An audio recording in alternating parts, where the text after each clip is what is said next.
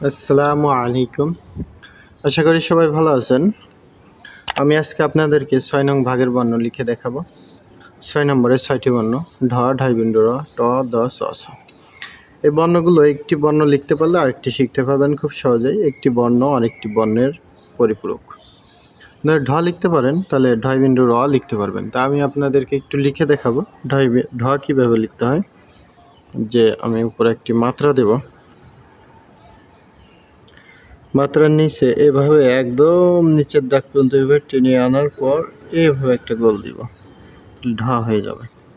আবার আপনি ভালো করে একটু দেখেন যে আমি কীভাবে লিখি। এইখানে খেয়াল করেন, নিচের দাগ পর্যন্ত পৌঁছে যাবে, নিচেই বিন্দু দিয়ে দিলে এটা ঢাই বিন্দু র। ট লেখা একই, যে আমরা ঢ লিখব, এরপরে উপরে দেখেন ট লেখা হয়ে গেল। দ লেখা একটু খেয়াল করতে হবে যে একদম নিচের দিকে 3 ভাগের 2 ভাগ নেমে যাবে। এই যে ঘরটা 3 ভাগের 2 ভাগ এভাবে নেমে যাবে, না নেমে যাওয়ার পর এভাবে গিয়ে এবার ঘুরে আসবে। এটা দ। চ লেখা একদম সহজ। চ এভাবে লেখার পর এখান থেকে এরকম একটু ঘুরিয়ে নেব। চ থেকে আমরা ছ লিখব, ছোট করে চ লিখব।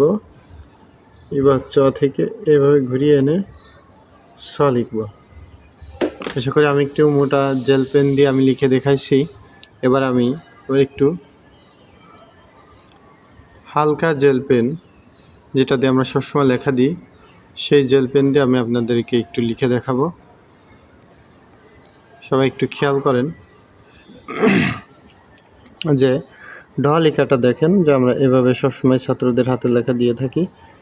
এভাবে নিচের দাগ পর্যন্ত পৌঁছে যাবে, এবার ঘুরে এসে একটু ভিতরে ঢুকে যাবে। ঢ ঢ লিখতে পারলে ঢ বিন্দু র লেখা সহজ।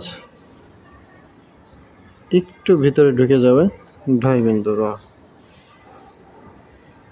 ট লেখা একই, ঢ লেখার পরে উপরে উড়নি দিয়ে দেব, ট।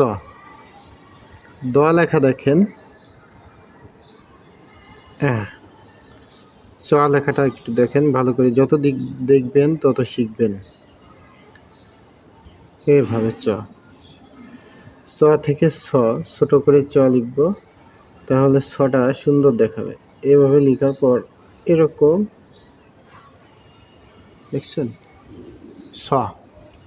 এভাবে সুন্দর বাংলা, অঙ্ক, ইংরেজি, আরবি হাতের লেখা শেখার জন্য আমার চ্যানেলটি সাবস্ক্রাইব করে রাখুন। আর নুরানি সম্পর্কে সকল তথ্য পেতে আমার সাথে যোগাযোগ করতে পারেন। আর এরকম সুন্দর হাতের লেখার খাতা যদি আপনারা ক্রয় করতে চান তাহলে আমার সাথে যোগাযোগ করতে পারেন। ধন্যবাদ সবাইকে।